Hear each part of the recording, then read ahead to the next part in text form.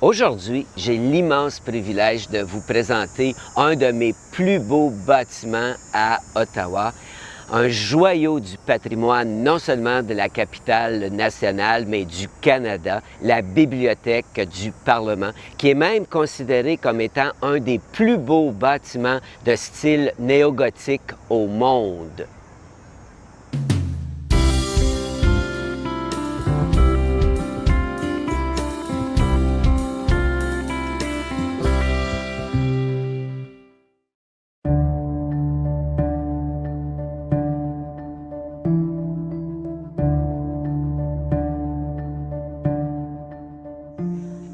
La Bibliothèque du Parlement joue un rôle très important.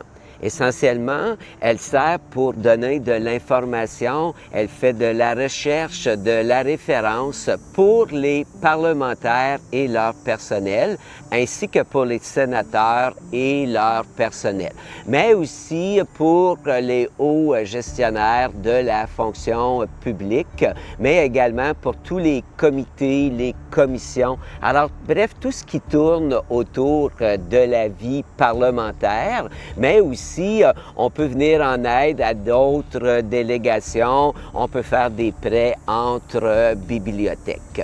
Les bibliothécaires ne font pas que de la référence, on fait connaître aussi l'activité, comment fonctionne le Parlement, on organise des expositions, mais aussi on offre des visites guidées de la Bibliothèque du Parlement. La bibliothèque relève du président de la Chambre des communes et du président du Sénat. Le bibliothécaire a un statut de sous-ministre, ce qui vous indique l'importance qu'on occupe, qu'on accorde à ce poste.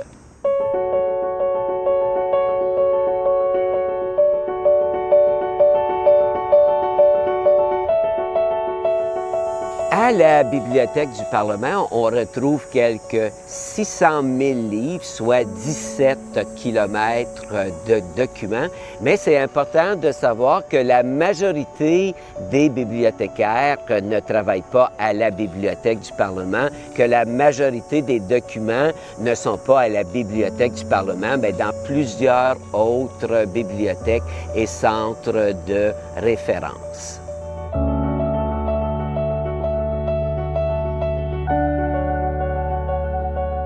La reine Victoria choisit Ottawa comme capitale du Canada uni en 1857 et ce n'est que 2 ans plus tard qu'on commence à construire les édifices du Parlement.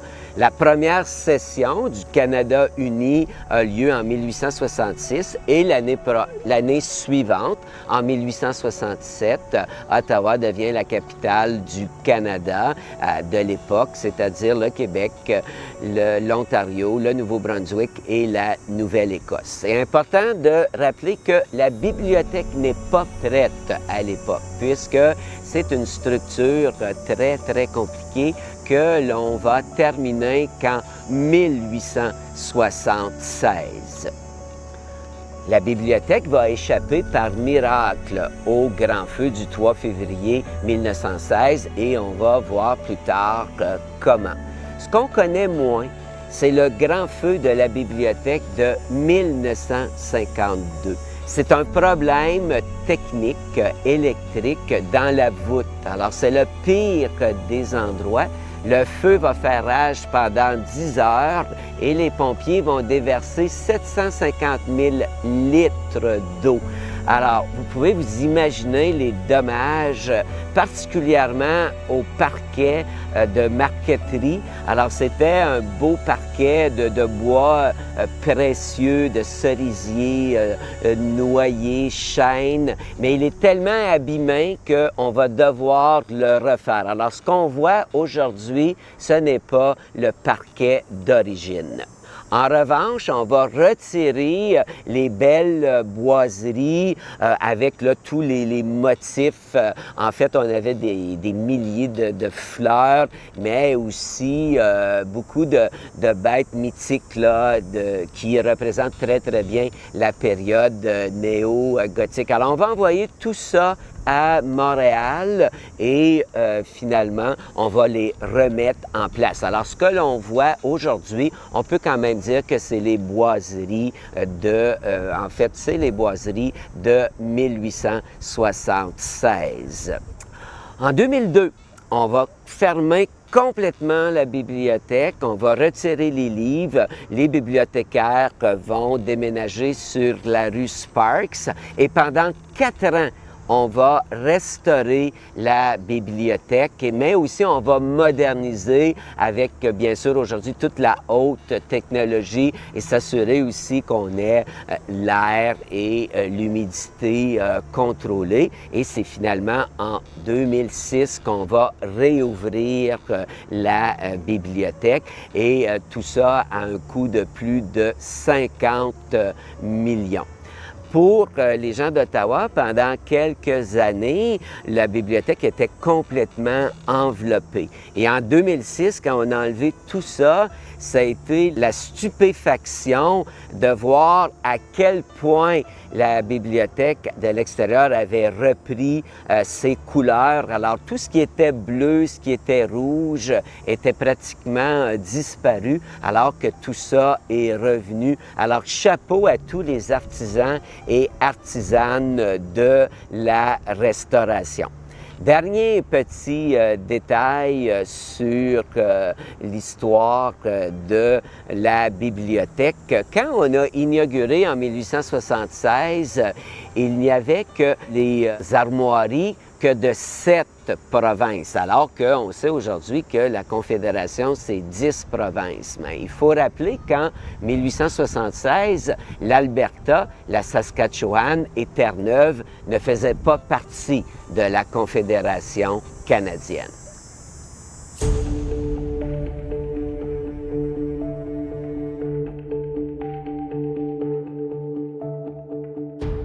Les parlementaires voulaient un bâtiment de prestige pour la bibliothèque et on a fait appel à l'architecte Thomas Fuller, qui est considéré comme un des plus grands architectes du 19e siècle. On sait qu'il était très, très apprécié et il va même être l'architecte du Dominion pendant une quinzaine d'années à la fin du 19e siècle.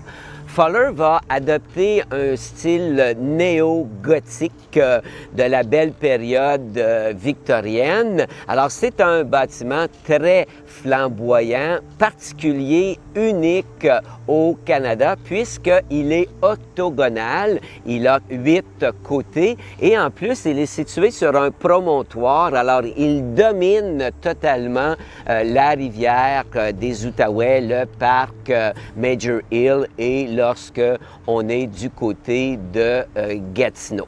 Ce qui frappe énormément de l'extérieur, c'est ces immenses arcs-boutants pour retenir toute cette structure. C'est évidemment les grandes fenêtres à arc qui permettent de faire entrer énormément de lumière à l'intérieur. On a choisi du grès de Nepean, alors un matériel de la région, avec un peu de grès de Loyau. Ensuite, on s'est assuré de donner un style très particulier avec des tourelles, de l'ornementation. Bref, on a vraiment voulu donner de la splendeur à ce bâtiment. On a vraiment voulu qu'il domine l'arrière du Parlement. Pour l'intérieur, on a voulu aussi avoir un bâtiment exceptionnel avec une voûte splendide, mais aussi on a utilisé les plus beaux bois. En fait, on a utilisé énormément de cerisiers, de noyers, de chênes, mais ce qui est intéressant, beaucoup de pin blanc de l'Outaouais. Je m'en voudrais d'oublier au centre, la statue de la reine Victoria. On a fait appel au sculpteur Marshall Wood qui a réalisé cette magnifique statue en 1871.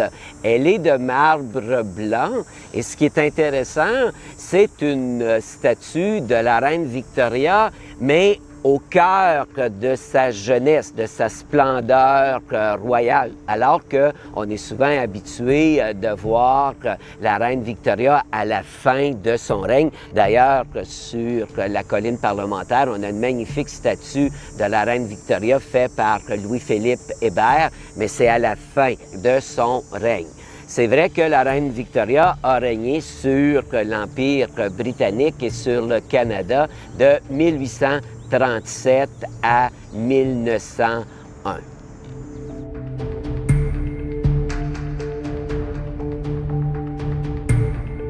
Grande anecdote.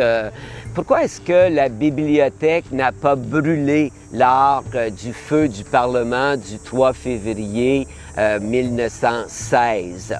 On le doit au premier bibliothécaire, Euphéus Todd, qui avait demandé à ce que la bibliothèque soit séparée du Parlement par un couloir. Et c'est vraiment ça qui a sauvé le Parlement. Quand l'incendie s'est déclaré dans la soirée du 3 février, les bibliothécaires ont évacué la bibliothèque et heureusement, les deux bibliothécaires, en quittant, ont fermé les grandes portes de fer. Alors, ce qui fait que malgré le feu, malgré la chaleur, la bibliothèque a été totalement préservée. Elle n'a eu aucun dommage.